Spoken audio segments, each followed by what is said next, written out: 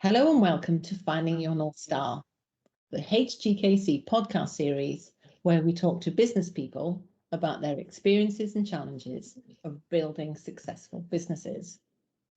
This last year has seen some remarkable innovations in the event industry, leading the most agile firms to embrace the benefits of digital disruption and introduce some really exciting new formats to create memorable and very impactful experiences for their clients. I'm Kim Jones, and I am delighted to welcome today Vicky Gardner and Debbie Bell. They are the extraordinary team behind the global corporate event company ZiaBia. Welcome both. Thank you, Kim. I'm going to tell you a little bit about this dynamic duo. Debbie and Vicky have worked together for a really long time in the event industry.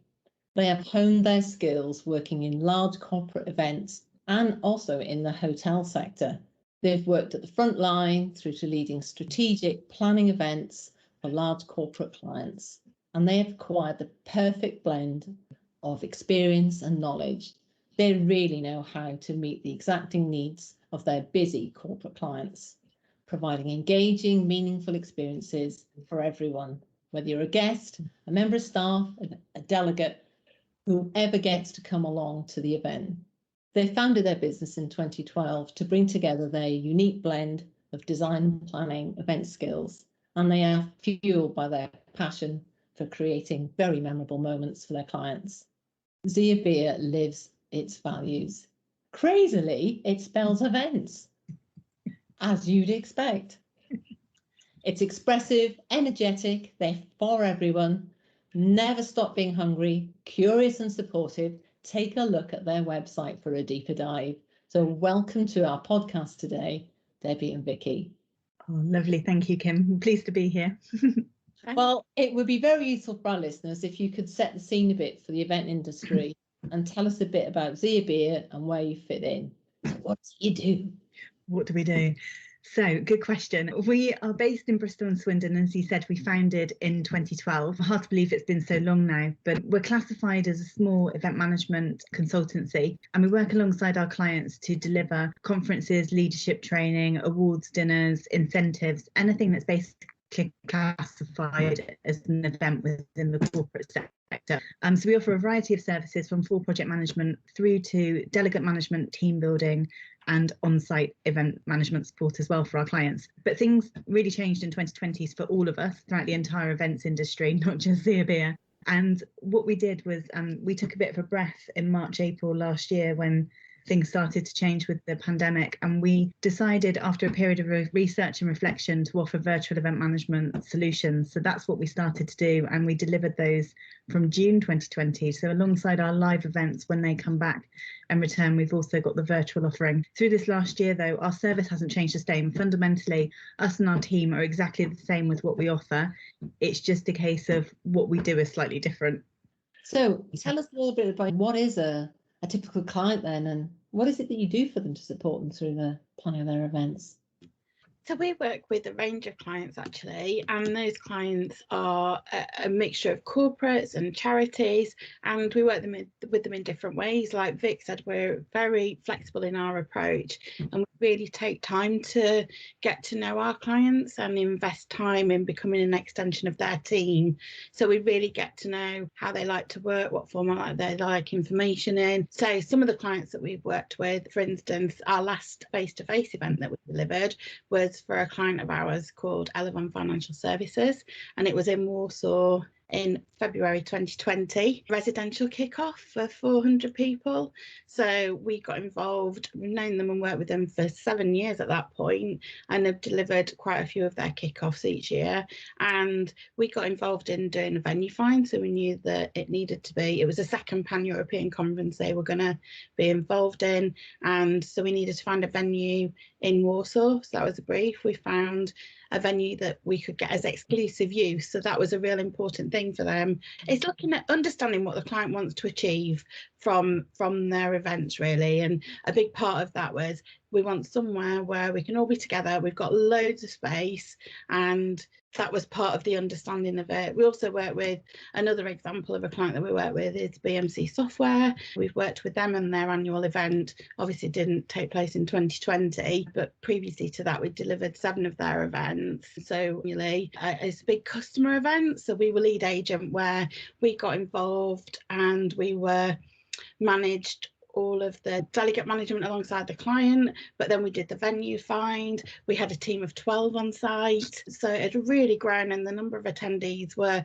around 750. We also, as part of that, worked with the production company, and we were in contact with all of the partners who, we had an exhibition area where some of the clients' partners came and exhibited. So lots of different things happening with that.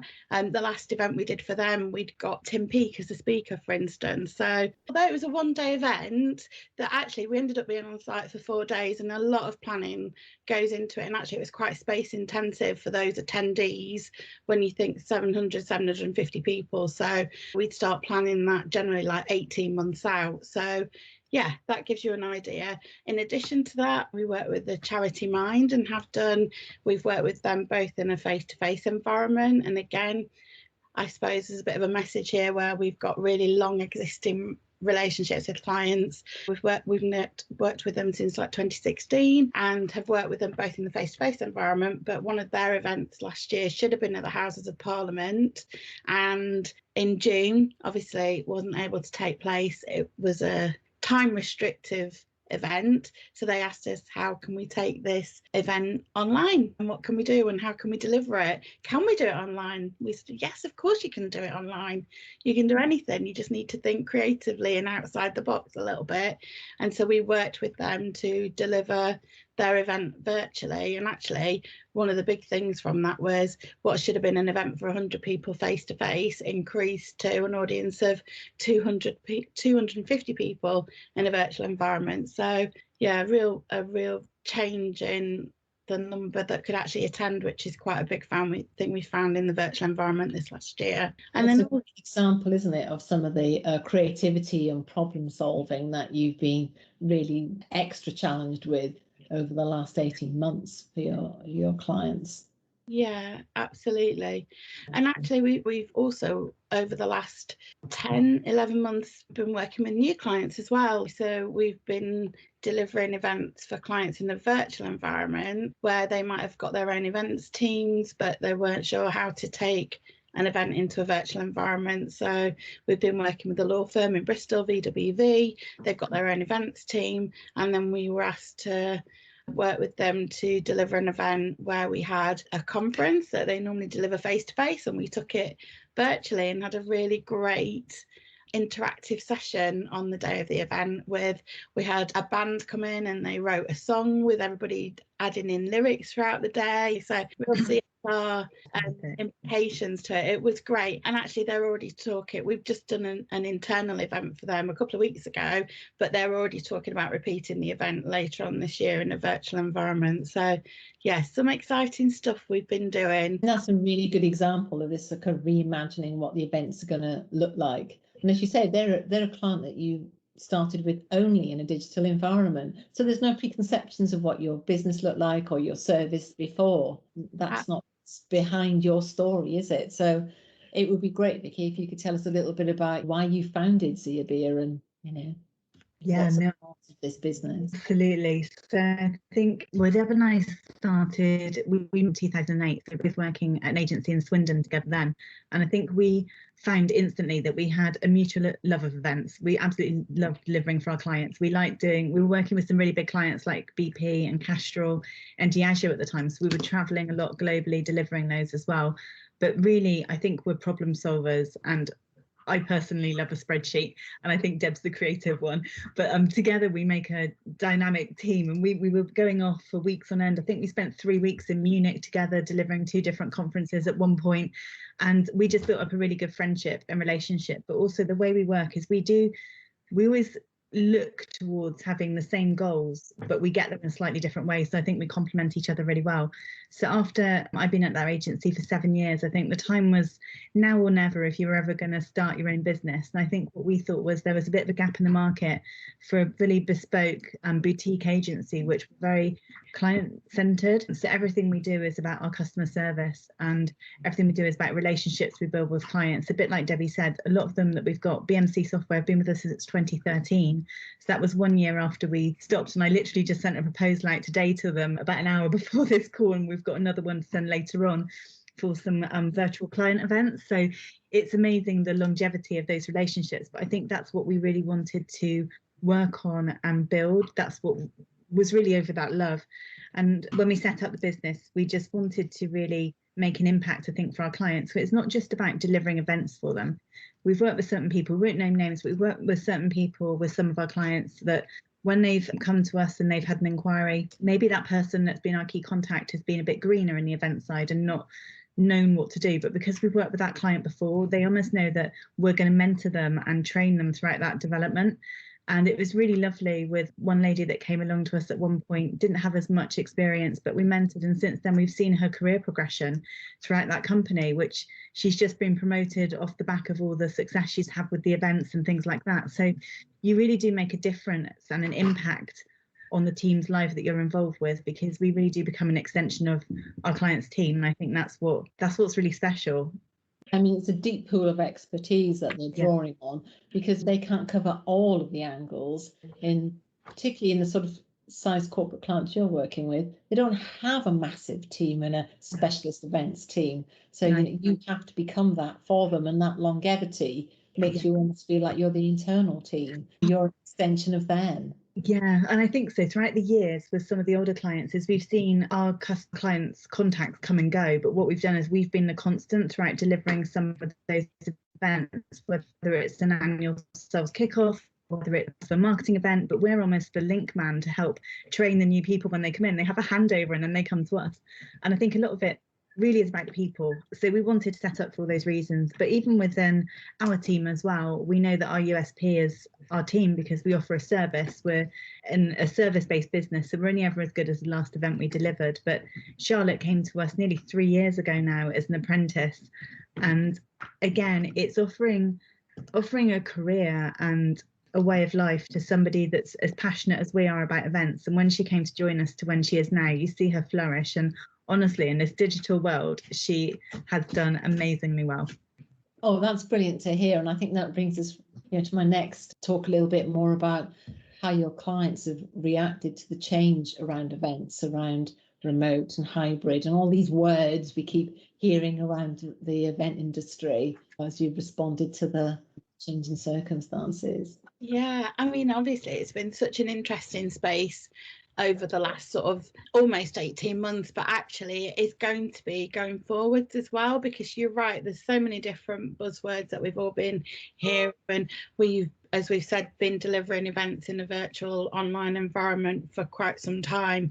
And I think, in all honesty, although we're talking about hybrid events, and that's ever so much the look of the future, because what we've realised is that we can do a lot more virtually now than we ever could before. And that's what's really exciting. And the idea is that we'll be able to obviously get back to face-to-face events at some point in the future.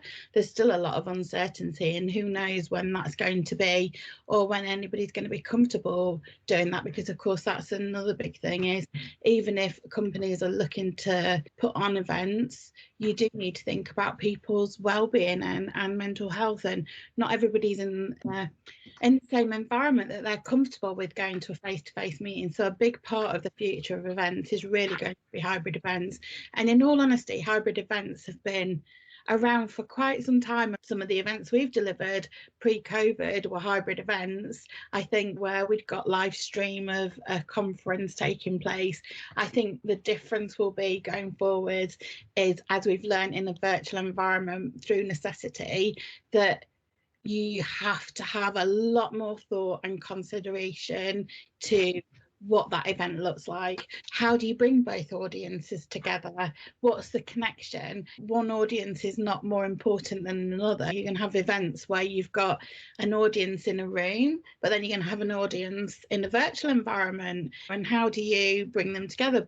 How do you get your speakers together? We now can look at events where speakers can be in different locations. You don't have to have all your speakers in the same room anymore. I think we're just going to be a lot more accepting of it. And is that not much more sustainable in the future? Why bring a speaker from the US or something like that, where you might have to pay for travel, their time, they fly a long way, and then all of a sudden it's completely acceptable to have a virtual speaker, even if it's at a face-to-face event, or run a panel where you've got speakers in the room and speakers joining virtually. Paola, who's on our team, ran an event not long ago where they've got speakers in 2 different places. We'd got a studio where they had some of the speakers and the host of an event, and then they brought speakers in on a panel session virtually, and it worked brilliantly. And that's a form of a hybrid event. So a hybrid event, as long as it's got 2 audiences in 2 different places, can be a multitude of things. There's no quantity attributed to either of those things. Does that make sense? Any bits of tech that you really enjoyed using, or that have been better than others? We've been fortunate to work with quite a few different platforms, so we're not bedded to one, but which is great, because some companies out there just go, right, this is the platform to use. And we are a great believer that a platform's ever so similar to a venue finder. It's not one fits all. It's you've got to look what you want to achieve from the event.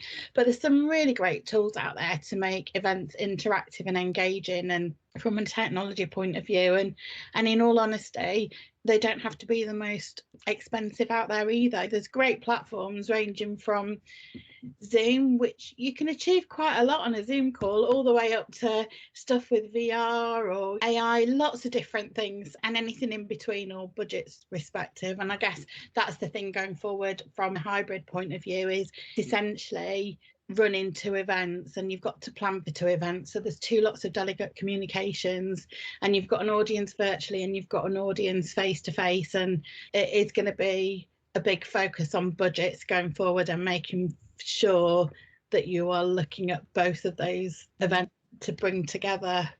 That brings me great into my next question for Vicky then. So, what did you learn from this sort of experience, about your own business and running events, and also for your clients? So much. I think throughout the whole years since we've been in business, like nearly 9 years now, this last year we probably learned more than what we've ever done before, because it's tested us more.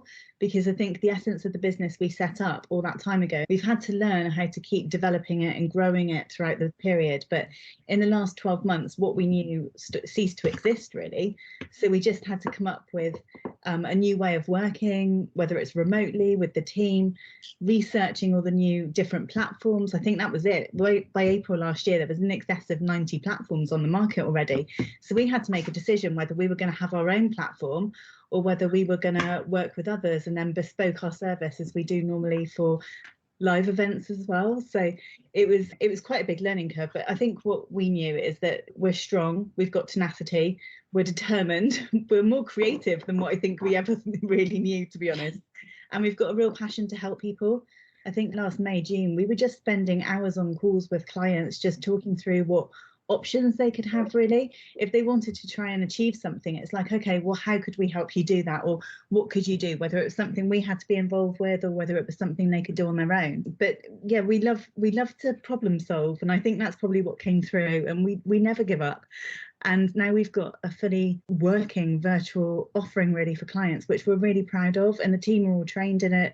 And we're delivering 3 events this week of a roadshow, and we've got another event tomorrow for a client, which is a Zero Trust Summit. So I just think if things coming up with new ideas, what we've learned. And if you've got anything to add, you probably do.